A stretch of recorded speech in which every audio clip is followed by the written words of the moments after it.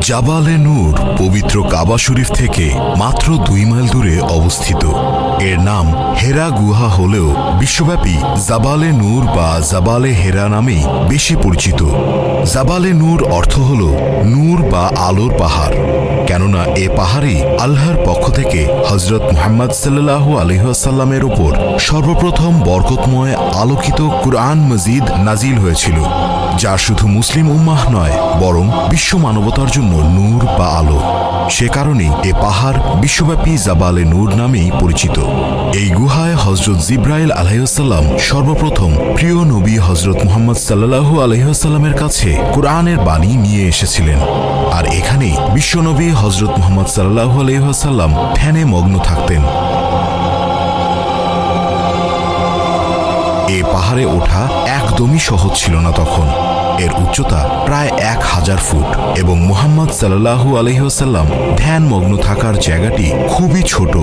এর মধ্যকার জায়গা এতই কম যে প্রথম দেখাতেই বিস্ময়কর মনে হবে, যা লম্বায় 4 মিটার আর পাশে 1.5 তথা 1.5 মিটার।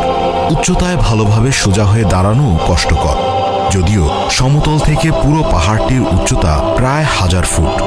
এ পাহাড়ের প্রায় চূড়া সংলগ্ন হেরা গুহায় 610 খ্রিস্টাব্দে আল্লাহ তাআলা পবিত্র কোরআনুল কারীম নাজিল করেন।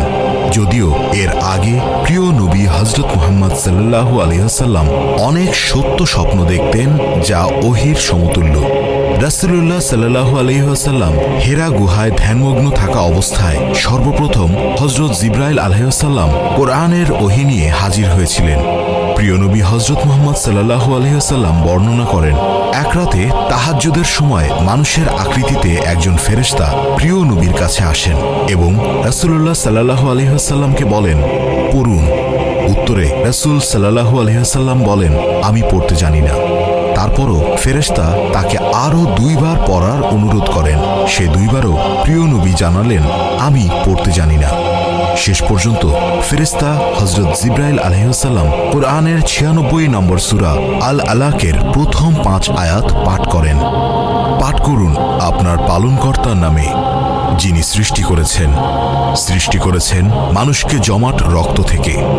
পাঠ করুন আপনার পালনকর্তার নামে, যিনি মহান দয়ালু, যিনি কলমের সাহায্যে শিক্ষা দিয়েছেন মানুষকে যা সে জানত না।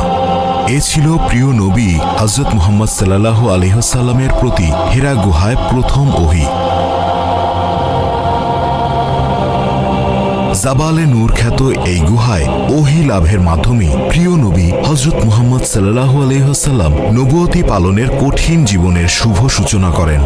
কেননা তিনি যখন ওহী নিয়ে হেরা গুহা থেকে পাহাড়ের অর্ধেক নিচে নেমে আসলেন, তখন তার কানে একটি কণ্ঠের আওয়াজ আসে, হে মুহাম্মদ, আপনি আল্লাহর নবী আর আমি জিবরাইল। হেরা গুহায় যেদিন প্রথম জিবরাইল আলাইহিস সালাম ওহী নিয়ে আসলেন, সে রাতটি ছিল প্রিয় নবী সাল্লাল্লাহু আলাইহি ওয়াসাল্লামের জন্য কঠিনতম একটি রাত।